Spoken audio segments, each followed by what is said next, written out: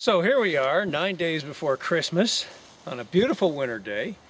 We've just had some of the coldest temperatures we've had so far this winter. And I think there's this misconception that nature sort of closes down for the winter. And indeed, the reptilian and amphibian worlds do. They go into hibernation. But those of us that feed birds know that the mammals and birds are active.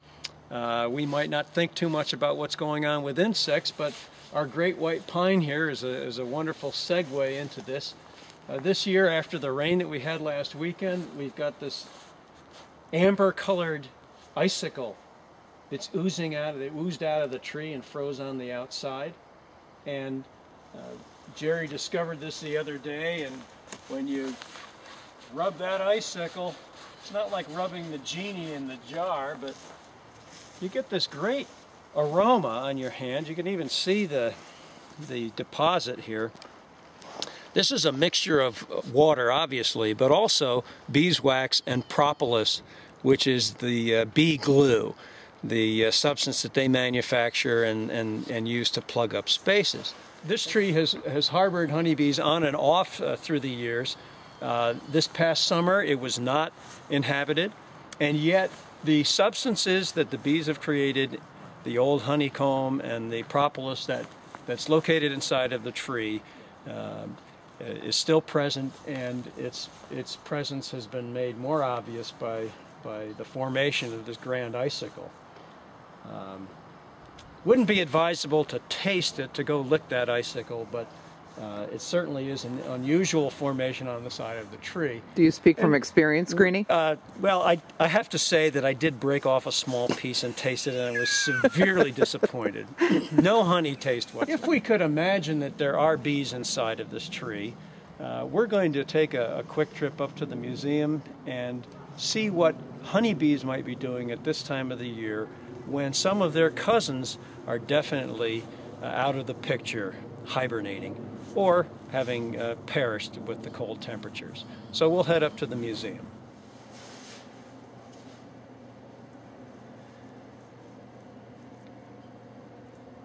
So we've come in doors to view the bee tree, one of our kind of unique exhibits here at the museum. And we're going to open up and see what the honeybees are doing. Now, I mentioned outside that their stinging relatives would be hibernating. You're probably familiar with the bald-faced hornet's big white paper, gray paper nest. The queen hornet in the fall goes off into the woods and hibernates in a log, and the worker hornets perish. But in the honeybee world, the queen and the workers are in here, in the hive, clustering and feeding on the honey that they've produced during the summertime. That honey is really very critical food for them. So they're not hibernating, they're clustered, they're eating honey, they're generating heat, and in fact, I tested this morning, right in here I think the queen bee is located because it's a little warmer there. So they generate heat by eating honey, they metabolize that, and then they move from the core of the cluster to the outside and back in. And this process allows all of the worker bees to benefit from the warmth that the honey provides. We were really lucky this is the second winter. It looks like we're going to knock on wood. Looks like we're going to go through the winter having live bees on display and not having to exhibit an empty observation hive. As you know, these bees do have the ability to go outdoors. They would not do that during the winter. The temperature has to be about 55 degrees before they venture out.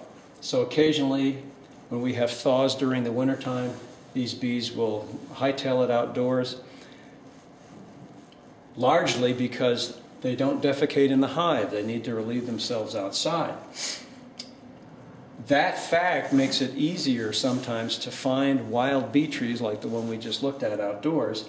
If there's been snow on the ground and we've had a thaw and the bees have gone out, not all of the bees make it back. And so you'll see the snow scattered on the snow. There'll be dead bee bodies, and that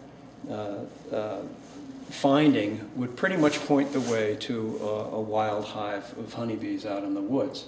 Again, we don't see too many of those these days because of the parasites, but they are out there. And so we're delighted to have our bee exhibit this winter. And you can see that there is some movement. The worker bees are moving about much more slowly than in the summertime. And somewhere in there is their queen. And after we've gone through winter solstice and they start to get longer, she'll start laying eggs again, and we'll get the whole cycle of population building beginning.